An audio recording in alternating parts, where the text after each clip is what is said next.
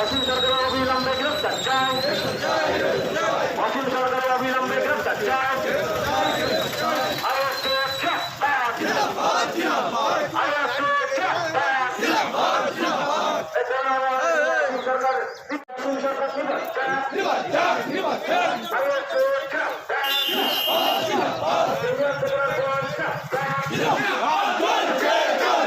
সংবিধান বাঁচাতে এই লড়াই চলছে চলবে।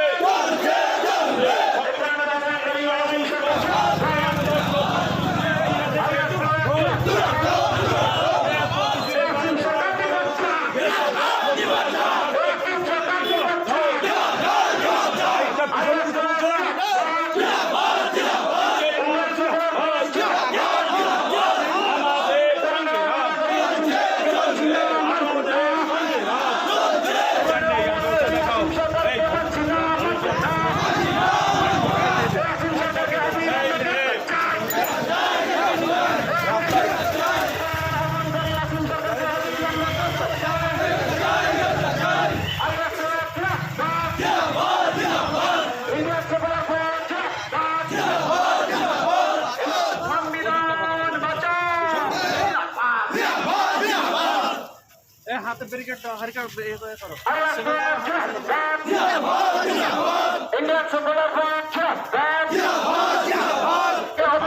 গ্রেফতার করতে হবে। গ্রেফতার করতে হবে।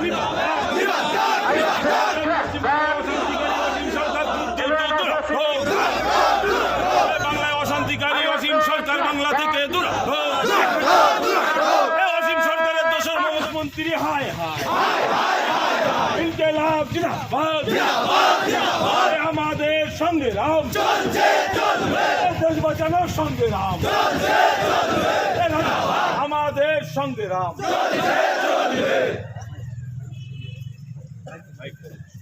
আমরা মনে করলে বাদুড়িয়ায় আমাদের প্রত্যেকের মা বাপ ভাই বোন থেকে শুরু করে এই বাদুড়িয়াকে স্তব্ধ করে দিতে পারতাম হাজার হাজার মানুষকে নিয়ে এসে, কিন্তু আমরা সেটা করিনি।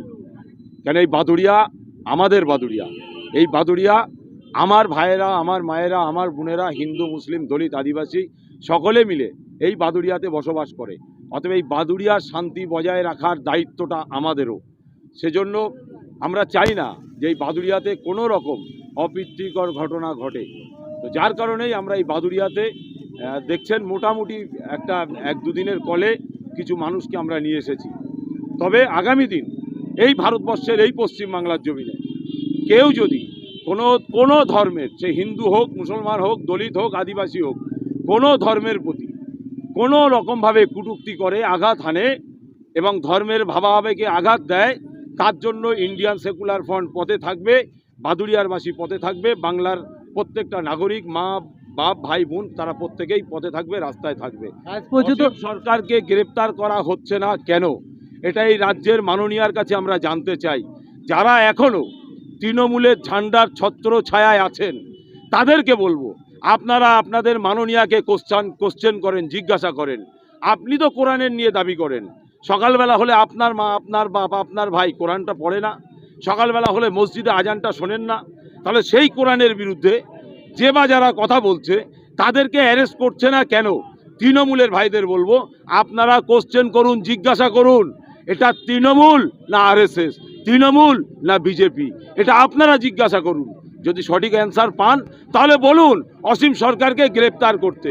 যদি অসীম সরকারকে গ্রেপ্তার না হয়, এরপর প্রয়োজনে আমরা এসপি অফিস ঘেরাও করব, প্রয়োজনে এসপি অফিসে ডেপুটেশন দেব, প্রয়োজনে বসিরহাট সাব ডিভিশনকে স্তব্ধ করে দেখিয়ে দেব।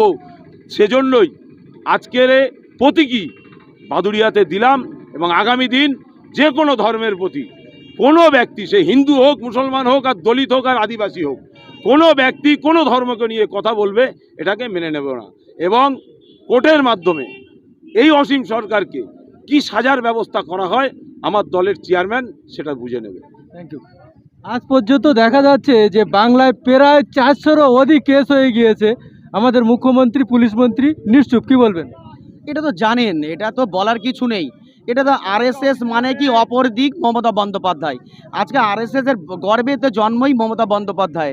সেখানে বাংলা আপনি দেখুন পশ্চিমবঙ্গে শুধু ওই নয়, ওনার মুখে বিধানসভার মধ্যে কাগজ ছুঁড়ে মারছে ইন্ডিয়ান সেকুলার ফ্রন্টের চেয়ারম্যান করে তীব্র প্রতিবাদ জানাচ্ছে, আর তিনি চুপচাপ বসে আবার ঠিক আঁচল দিয়ে শাড়িটা পরে নিচ্ছেন, তিনি কিছু বলছেন না।